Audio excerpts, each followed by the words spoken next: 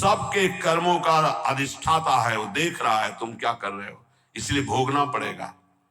किसी और के देखने की जरूरत नहीं, कर्माध्यक्ष वो परमात्मा, वो देख रहा है तुम्हें। डरो, उससे डरो।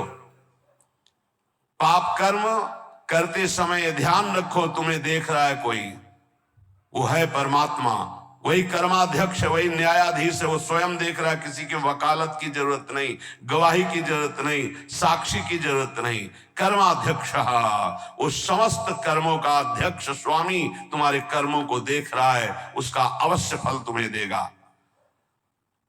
सर्वभूताधिवासः, समस्त भूतों में वो निवास कर रहा है, पक्का निवास कर रहा है।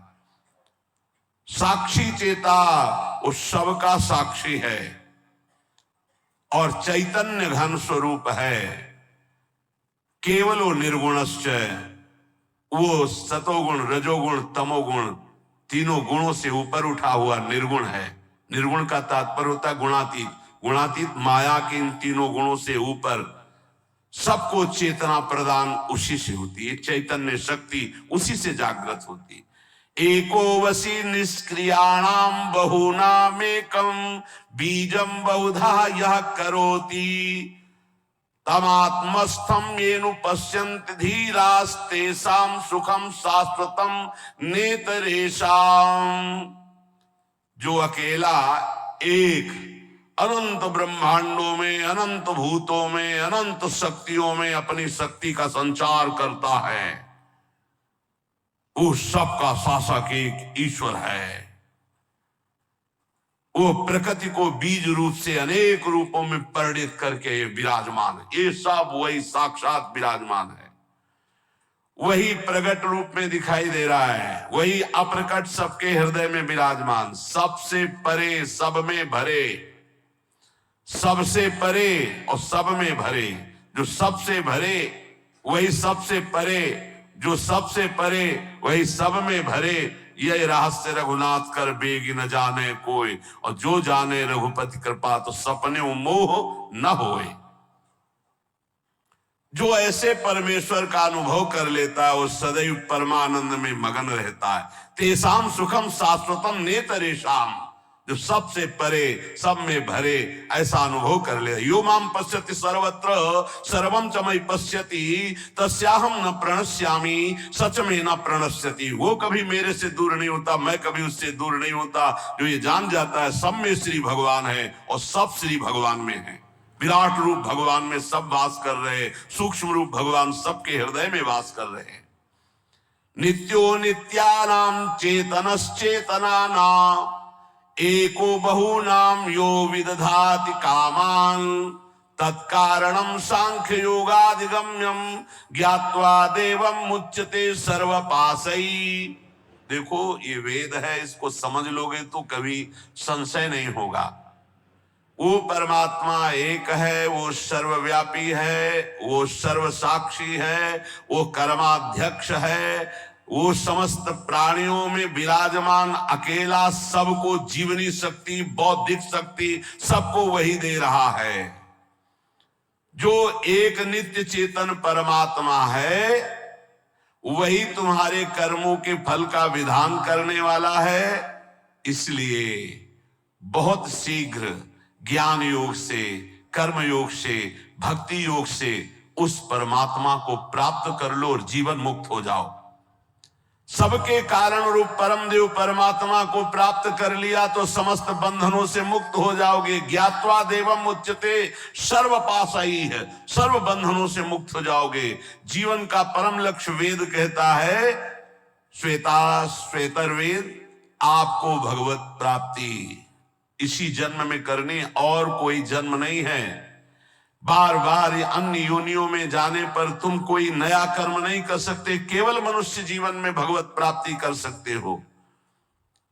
वो भगवत प्राप्ति किसी और की उपासना से नहीं होगी, महापुरुषों के चरणों की उपासना से, एकमात्र भगवान की उपासना।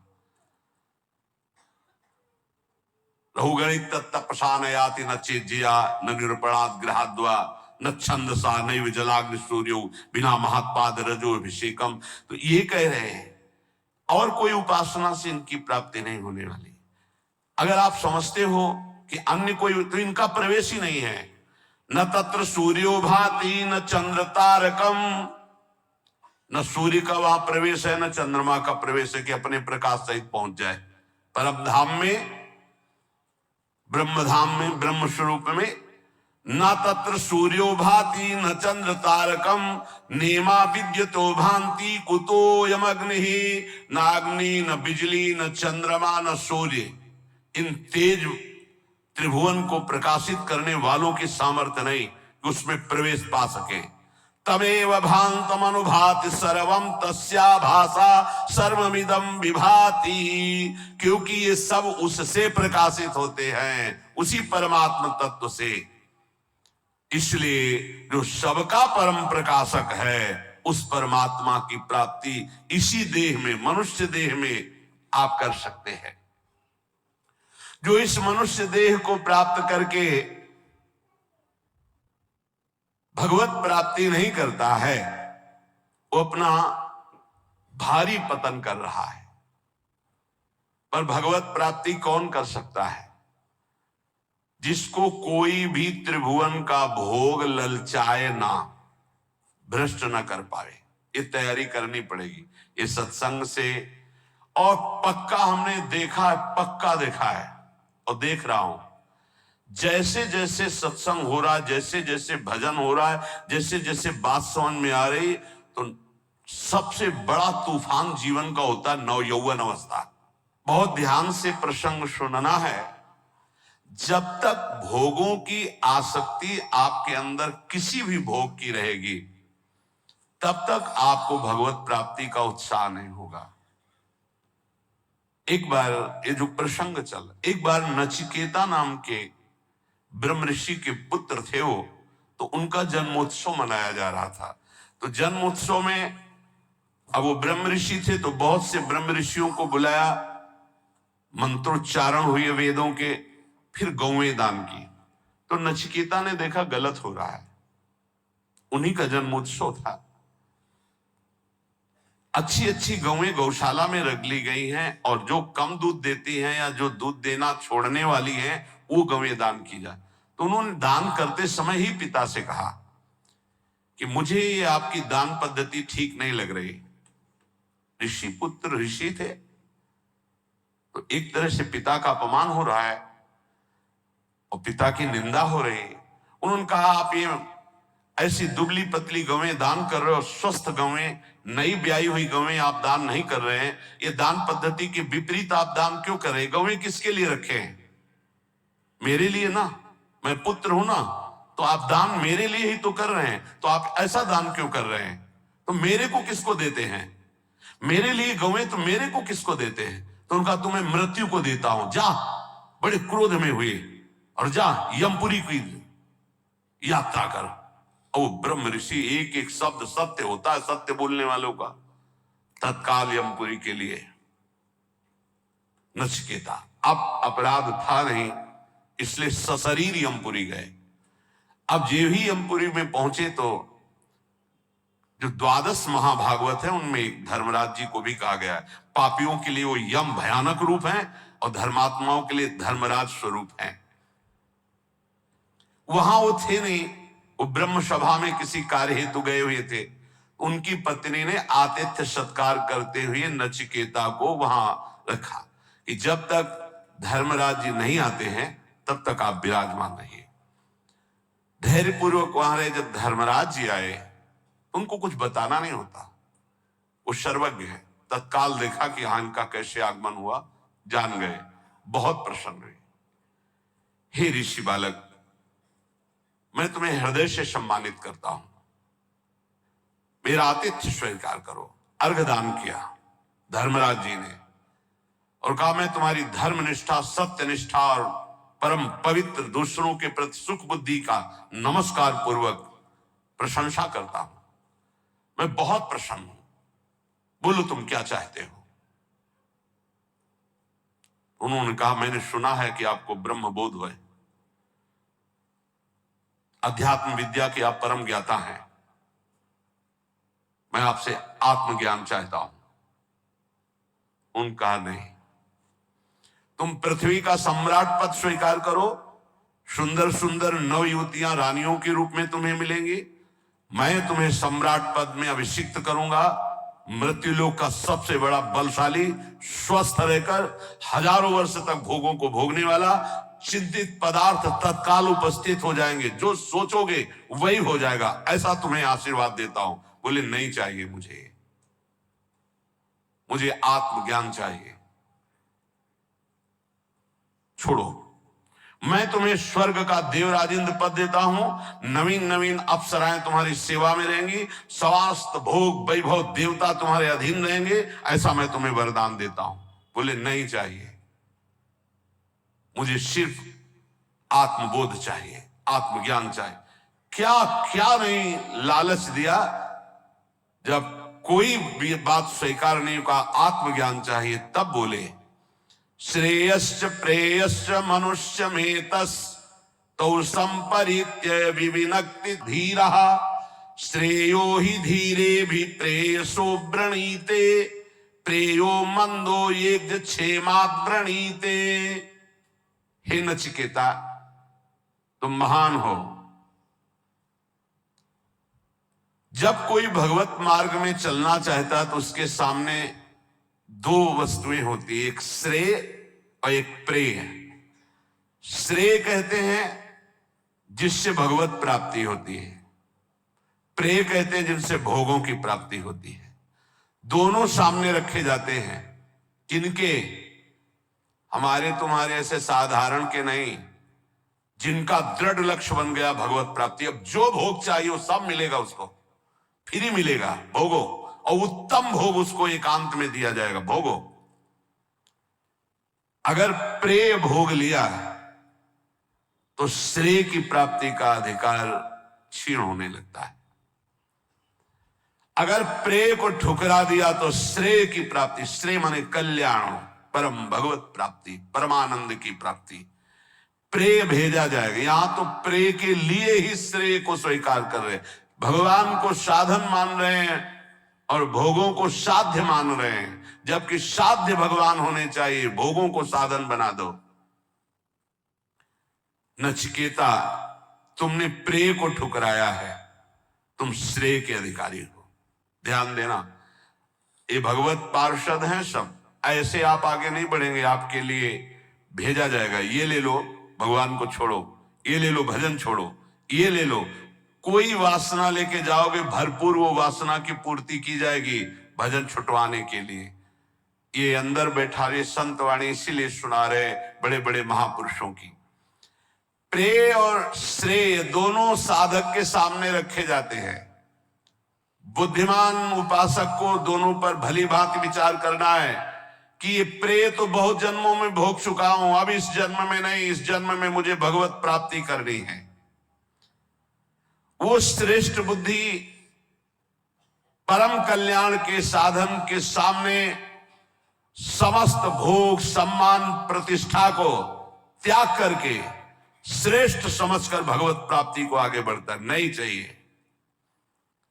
परंतु जो मंद बुद्धि वाला होता है वो योगक्षेम की इच्छा रखकर भोगों को स्वीकार कर लेता है और परम कल्याण से वंचित हो जाता है। सत्वं प्रियान् प्रिय रूपाश्च कामान विध्यायन् नचिकेतो त्यस्राक्षी नैताः स्त्रंकां वित्त मयीमवाप्तो यस्यां मज्जन्ति बहवो मनुष्याः। बहुत सुंदर प्रसंग है। हे नचिकेता, उन्हीं मनुष्यों में तुम ऐसे निष्प्रिय निकले कि तुमने न मृत्युलोक न स्वर्गलोक न किसी भी भोग को स्वीकार किया। तुमने अत्यंत सुंदर लुभावने हमारे दिए हुए भोगों को ठुकरा दिया।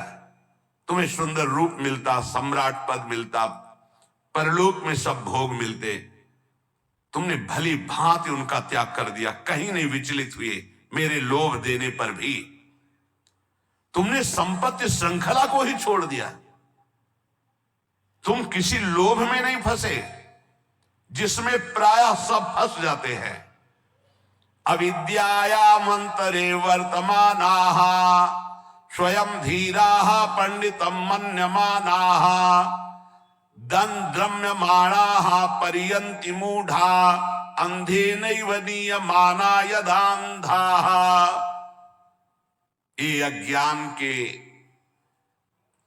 द्वारा ग्रसित लोग, अपने को बुद्धिमान और विद्वान मानने वाले, ये भोगों में कैसे फंस जाते हैं।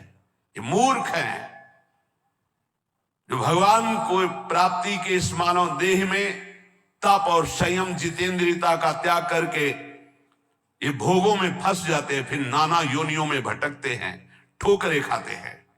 इनकी वही दशा है जैसे अंधे के पीछे कोई अंधा लाठी पकड़कर चले, दोनों कुएं में गिर जाएं। ऐसे ये अपने को समझते तो बुद्धिमान है, विद्वान है, पर जो भोगों में रत है वो मूर्ख हैं। वो नाना योनियों में भटकेंगे और उनके पीछे चलने वालों की वही दशा होगी जो अंधे की लाठी पकड़ करके अंधा चलता है तो दोनों कुएं में गिरते हैं। अंधे नैव नियमाना यथान्धाः न जायते म्रियते वा विपश्चिन्नायं कुतश्चिन्न बभूव कश्चित् अजो नित्यः शाश्वतोऽयं पुराणो न हन्यते हन्यमाने शरीरे। कठोपनिषद। नित्य नचिकेता, तू ज्ञान स्वरूप आत्मा है। उपदेश करने का जब सब भोगों से नकार दिया, नहीं चाहिए मुझे आत्मज्ञान चाहिए, तो न जायते मृते वा विपश्चित् नायं कुतश्चिन्न बभूव कश्चित् अजो नित्या शाश्वतोऽयं पुराणो न हन्यते हन्यमाने शरीरे। हे नचिकेता, तो नित्य ज्ञान स्वरूप आत्मा है, न तेरा जन्म है न तेरा मरना है, ना तेरा किसी से जन्म हुआ है न किसी से तेरी मृत्यु होगी, ना तो किसी का कार्य है ना तो किसी का कारण है। तू अजन्मा है, नित्य है, एक रस रहने वाला पुरातन आत्मा है जो न कभी क्षय को प्राप्त होता है न वृद्धि को प्राप्त होता है। ये तेरा शरीर, ये शरीर नाशवान है, ये नष्ट हो जाएगा। तू अजन्मा है, एक रस है। नायमात्मा प्रवचनेन लभ्यो न मेधया न बहुना श्रुतेन यमेवै शृणुते तेन लभ्यस्तस्यैष आत्मा विरुणुते तनुष्वाम्। ये परब्रह्म परमात्मा तत्व का बोध न प्रवचन से मिलता है, ना बहुत में दया बुद्धिमानी से मिलता है, ना बहुना सुनने में बहुत सुनने से मिलता है। ये जिसको वर्ण कर लेता है उसको अनुभव में आता है। वर्ण कौन? आत्मा किसको वर्ण करता है? गुरुदेव रूप से आत्मा जिसे वर्ण, आत्मा हरिवंश प्रगट परमानंद श्री हरिवंश प्रमाणमनम, जिसे गुरुदेव स्वीकार कर लेते हैं और जब गुरुदेव उसका बोध कराते हैं तो बोले यमेवै शृणुते तेन लभ्यस्तस्यैष आत्मा विरुणुते तनुस्वाम्। इसीलिए कहा मोक्ष मूलम गुरु कृपा, मंत्र मूलम गुरु वाक्यम। ये बहुत सुनने से, बहुत प्रवचन करने से, बहुत बुद्धिमान होने से आत्म तत्व का बोध नहीं होता। आत्म तत्व का बोध होता है आत्मस्वरूप गुरुदेव, इसे स्वीकार कर लेते हैं। जो गुरुदेव की आज्ञा में चलता है उसे बोध हो जाता है। वो परमात्मा उसको स्वीकार कर लेता है, उसके हृदय में अपने आप को प्रकाशित कर देता है। मोक्ष मूलम गुरु कृपा। ना विरतो दुश्चरितान ना शांतो ना समाहितः ना शांतमानसो वापि प्रज्ञानेनैनमाप्नुयात्। हे नचिकेता, सूक्ष्म बुद्धि के द्वारा भी उस आत्म तत्व को नहीं जाना जा सकता, क्योंकि वो बुद्धि के जानने में आने वाला तत्व नहीं है। गोस्वामी तुलसीदास जी, राम तर्क बुद्धि मन बानी यह हमार मत सुनो भवानी। बुद्धि मन वाणी इनकी तर्कना राम जी तक नहीं पहुंच सकती। राम जी आके इसमें विराजमान हो जाते हैं। बिल्कुल वही बात, न प्रवचन सुनने से, न प्रवचन करने से, न बहुत बुद्धिमान होने से परमात्मा की प्राप्ति कर ले, ऐसी बात नहीं है। परमात्मा जिसे स्वयं गुरु रूप से वर्ण करके कृपा करता है, उसके हृदय में बोध रूप से प्रकाशित हो जाता है। और बहुत बढ़िया बात है, उस परमात्मा तत्व को न शुभ साधनों से प्राप्त किया जा सकता है और न अशुभ आचरणों से उसको छोड़ा जा सकता है। इसीलिए जो सिद्ध हो जाते फिर उनके ऊपर वेद शासन नहीं रहता। कह रहे नाविरतो दुश्चरिता न शांतो न सबाहिता, जो अपने स्वरूप को गुरु कृपा से प्राप्त हो गया है तो वो शुभ आचरणों से प्राप्त नहीं हो सकता और अशुभ आचरणों से उसकी निवृत्ति नहीं हो सकती। वो अपने स्वरूप में ही रहता है। जो अशांत चित्त है, जिसने अपनी मन और इंद्रियों को समर्पित नहीं किया गुरुदेव के चरणों में, उसे प्राप्त नहीं कर सकता। अशांत चित्त कभी मन माने नहीं, अपनी इंद्रियों और मन को गुरु आज्ञा। इसलिए उपनिषद पढ़ के देखो 12 वर्ष तक कई ऐसे प्रसंग आते, गए ब्रह्मबोध करने, कहा जाओ गाय चरा जाके। बहुत वर्षों तक उनकी परीक्षा है गाय चराने। 15 दिन में मिलते रहे, जंगल में जाइए, 15 दिन बाद आए, बड़ा शरीर स्वस्थ। हमारा शरीर स्वस्थ कैसे? गुरुदेव भिक्षा मांगकर पा लेते हैं और गाय चराते हैं। किसने आदेश किया था भिक्षा मांगने का? हमने तो सिर्फ गाय चराने का आदेश किया। शब्दों पर गलती हुई। गुरुदेव भिक्षा मांगकर गुरुदेव को अर्पित करके उनकी आदेशानुसार पाया जाता है। आपने तो बड़ा अपराध कर दिया। आगे से गुरुदेव भिक्षा नहीं मांगेंगे, आ जाओ गाय चराओ। फिर कुछ दिनों बाद आए, फिर स्वस्थ। कैसे स्वस्थ कैसे हो? तुम्हारी हड्डी हड्डी सूखी क्यों नहीं? गुरुदेव गाय का दूध ले लेता, बहुत हजारों गाय हैं, गाय तो मेरी है, तुम्हारा अधिकार दूध पीने का कैसे? मैंने आदेश किया नहीं गुरुदेव, बिना आदेश के हमारी गायों का दूध लेना मतलब चोरी करना, ये अपराध है जी। जाओ गाय चराओ। फिर काफी दिनों बाद आए, फिर स्वस्थ कैसे हो? गुरुदेव जी बछड़ों से जो फेन गिरता है तो हजारों गाय में फेन चाट लेता हूँ, इसलिए प्राण पोषण होता है। हमारे बछड़े बड़े दयालु हैं, तुम्हें इस दशा में देख करके वो दूध अधिक गिरा देते, फेन गिरा देते, इसलिए चाट लेते। आज से वो भी नहीं चाटोगे जी गुरुदेव। अब सब मना हो गया। एक दिन बहुत भूख लगी, आक अकौड़ा, उनको पता नहीं था कुछ जंगलों का, तो उन्होंने आक के फूल और पत्ते काफी चबा लिए। वो जहर होता है, आंखें अंधी हो गई, वो एक कुएं में गिर गए और उन्होंने पुकारा गुरुदेव गुरुदेव गुरुदेव। जब नियत समय पर गुरुदेव के लिए पहुंचे तो गुरुदेव की पुकार जो उनके हृदय में हुई वो उनको झंकृत की। उन्होंने कहा कि खोज करो, कुछ संकट है शिष्य पर। गौएं खोजी गई तो जिस दिशा में मिली वहां आवाज लगाई गई, तो एक कुआं से आवाज आ रही थी, गुरुदेव गुरुदेव। नजदीक पहुंचे, उनका बेटा तुम्हारी ये दशा कैसे हुई, कुएं में कैसे गिर गए? उनका गुरुदेव मुझे पता नहीं, मैंने किसी वृक्ष के पत्ते और फूल पा लिए। तो उनका आज्ञा कहाँ थी? आज्ञा के विरुद्ध क्यों किया? तुम्हें उपवास करना चाहिए था। उनका गुरुदेव आखिरी गलती, अब जीवन में कभी गलती नहीं होगी, मेरी आंखें चली गई हैं।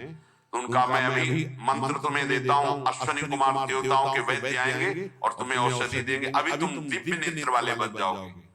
गुरुदेव ने मंत्र उच्चारण किया, अश्वनी कुमार आ गए। अश्वनी कुमारों ने कुएं की रचना की और गाय से पाव बोले कदापि नहीं, बहुत त्रुटि हो गई। अब जब तक गुरुदेव आदेश नहीं करेंगे तब तक जबान में कुछ नहीं रखूंगा।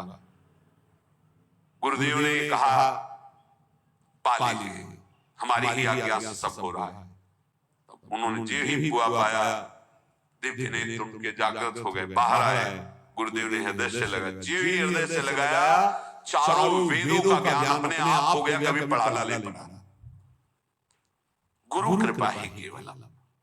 सूक्ष्म बुद्धि के द्वारा भी इस परमात्मा तत्व को मनुष्य नहीं प्राप्त कर सकता। ना विदो दुश्चरिता, ना शांतो, ना समाहिता, ना समाहिता, समाहित बुद्धि से भी नहीं, बुरे आचरणों से इसकी निवृत्ति नहीं हो सकती। ये उसी को प्राप्त होता है जिस पर गुरु कृपा होती है। जो अशांत है, जो अजितेंद्रिय है, जो मनमानी आचरण करता है, वो कभी ब्रह्मबोध प्राप्त नहीं कर सकता है। आत्मानः रथिनं विद्धि शरीरार्थमेवतु बुद्धिं तु सारथिं विद्धि मनः प्रग्रहमेव च। हे नचिकेता, तुम ऐसा समझो कि जीवात्मा रथी है, रथ का स्वामी है। शरीर ये रथ है, बुद्धि सारथी है, और इंद्रियाणि हयानाहुर विषयास्तेषु गोचरान। इंद्रियां घोड़े हैं और विषय वो रास्ता है जहां इंद्रिय रूपी घोड़े ले जाते हैं। बहुत सुंदर। इंद्रियों के घोड़ों की आत्मेन्द्रियमनोयुक्तम भोक्त्याहुर्मनीषिणः। इंद्रियों रूपी घोड़ों की लगाम मन है।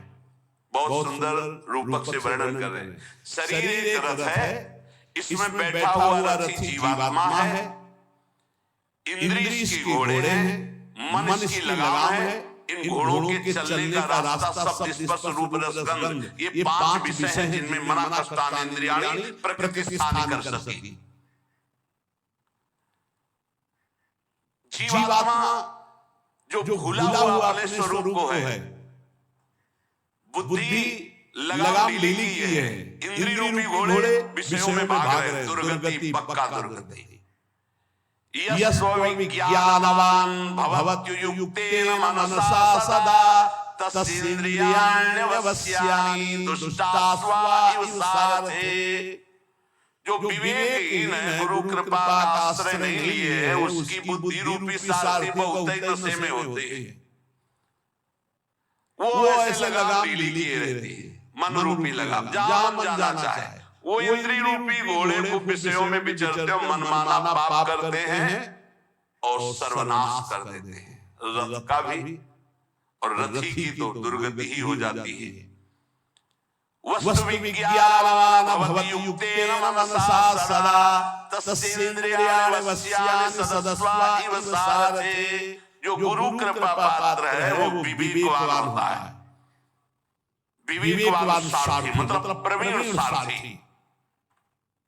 लात लगा करके लगाम को बिल्कुल कसे, इंद्रिय रूपी घोड़े उधर जिधर इशारा नहीं वहीं रोक दिया।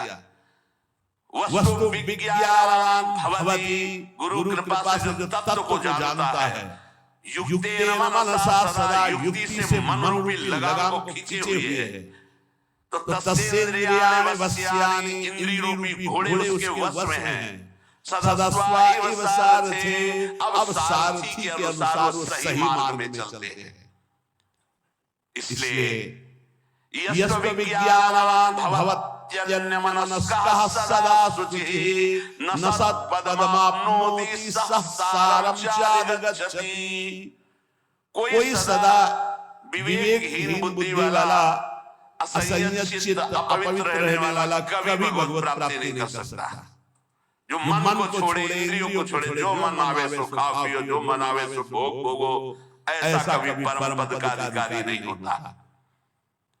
बार बार ऐसे लोगों को जन्म मृत्यु रूप महान कष्ट भोगना पड़ता है।